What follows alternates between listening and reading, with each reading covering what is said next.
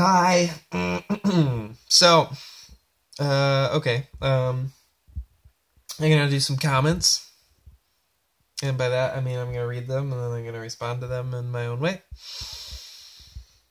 Okay. Mike Atkins says, "Have you considered just dubbing a trumpet for the stratosphere parts, or do you feel like that kind of defeats the purpose?"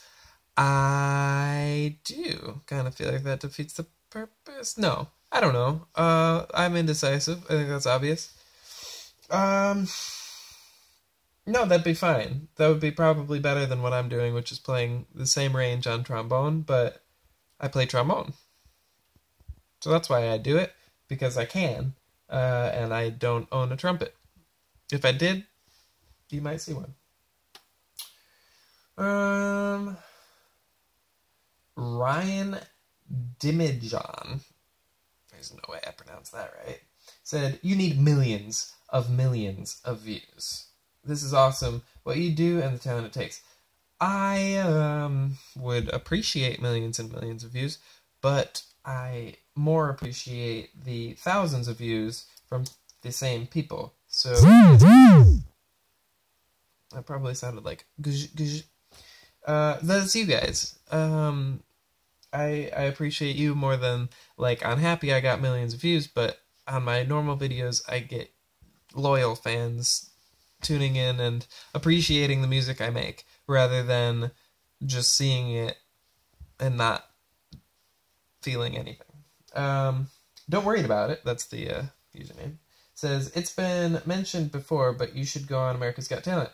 If you did some looping, you could get through, and even if you don't make it far, it would be great advertising." It would, but that's not what I'm about. If I am, I'll start doing all of those competitions and things, if I decide that's what I'm looking for. But at this point, I really like that I can go perform at, like, trombone festivals or brass or even just music, um, and the people that are there that don't know me are like, "Cool, this is neat, I haven't seen you before." People who come out to see me specifically are always the best, and they love seeing me in person, and then I can go home, and that's it. Nobody knows me, and I am anonymous, and I make music in my little house here. And I like that for now.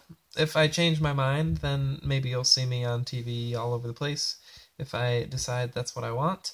But for now, I really like that I I can't be corrupt in the greed and the fame because I don't have those. So, I don't know. At this point, it's nice that I'm not on TV and I'm not doing all this stuff because there's no greed in it, and it's all about the music. So I do pop songs because it's what people want to hear, for the most part, but I try to make it about the music as much as I can. So even if that's just the arrangement, so a lot of times it is. It's I'm creating what I think is something that has integrity, and in a world that probably doesn't have that. Sid the Squid, who I think is a loyal fan, I've seen her here before, says, "Chris, how do you figure out that all of, well, four of you, in parentheses, only one, this is hard to explain, parentheses, will fit together so nicely, because it sounds like four different people playing, but you have to edit it together so it looks like that, and how do you know one part will fit into another part? Sorry if my question was confusing, and by the way, amazing video." Okay, so she's asking basically the arranging part, which again is what I was saying. The integrity of the arrangement is something that I haven't really changed. I haven't. There's a couple of them that I would have liked to have more, like, a thicker arrangement, but for the most part, I'm doing a very counterpoint classical style arrangement on something like this, like a pop song. So she's saying, how do you know they're going to fit together? And that's just kind of a basic arranging question, I think, which I know what it's going to sound like in my head before I write it down, and then I make adjustments as I go. But what I do is kind of interesting because I'm sitting here in my little house and I play a part and it doesn't sound like much of anything. And then I play another part, it doesn't sound like much of it. And I put them together, edit them together, and it still hasn't happened yet. The first time it happens is when you click play, or when I click play, but for all intents and purposes, it's when you click play. And so this is a performance that is made for you, and it doesn't happen until you play it. It's kind of interesting, and it's different than like a band that would record a music video, and then they do it because they've recorded this all together, and it sounds like that a lot of the time. And then you play it and you hear what they've already done. But for me, this doesn't happen because if you were here listening to me perform, you would hear a really boring third trombone part most of the time. So how do I know they're all going to fit together? I've studied composition and arranging, and I'm using that. So it's really, my vision is a trombone quartet. My vision is not 4 individual parts. Okay. Kara, yeah, says, do you understand that you're literally perfect? This is amazing. You are so incredibly talented. I applaud you, sir. Okay, so no, I'm not literally perfect. Parts of what I do perhaps are closer to perfection, and most are a little bit further. This is not a necessarily humbling thing because I practice a lot and it's all I do now, and I'm grateful that it's all I do now. Because most people go to school for music and then they have to do something other than music, and then they can't keep getting better because they're spending all their time with a career other than music. So I'm super grateful that I can keep progressing, but I am still progressing. So like my jazz improvisation is nowhere near what I'd like it to be, and there's other parts of my playing that we're getting there. But so do I understand that you're literally perfect? I understand that I'm not, and that I have goals in mind and things, but thank you, nonetheless. She says, you're incredibly talented. So, I mean, I've seen comments, and I don't know if they're joking, or if they're kind of just in the moment, and they say, you're the best trombonist I've ever seen.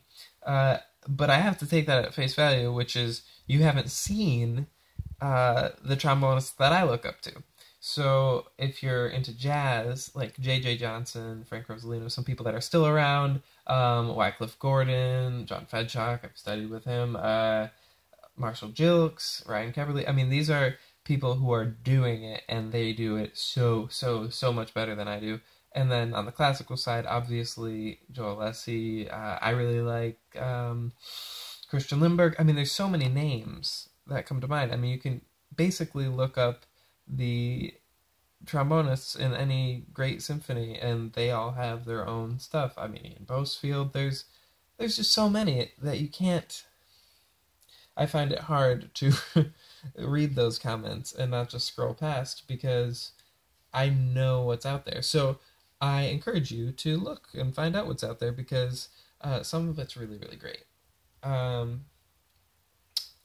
suppose I am the only one that I know of that's doing this kind of pop arrangement thing and calling it my own, or the looping thing. There's some amateur people out there doing it, and a couple that are doing it well.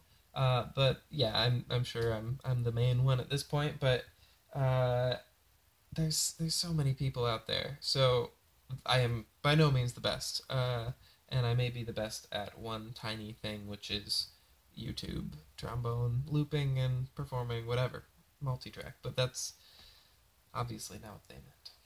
Anyway, it was fun. Comment more and ask more questions. Facebook, I'll do that. If you have some broad questions, I will do an entire video on it over here. If there are little things like this, I can do this again. This is video number 2 on this channel, and I think it's going well.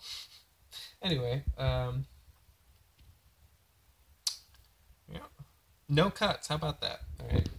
I'll see you guys whenever I do this again. Did you listen to Lake Street Dive? I told you to. I saw them this week. It was really awesome. Really awesome. Anyway. Bye. I'm going to try to stop it at 10 minutes exactly. Here we go.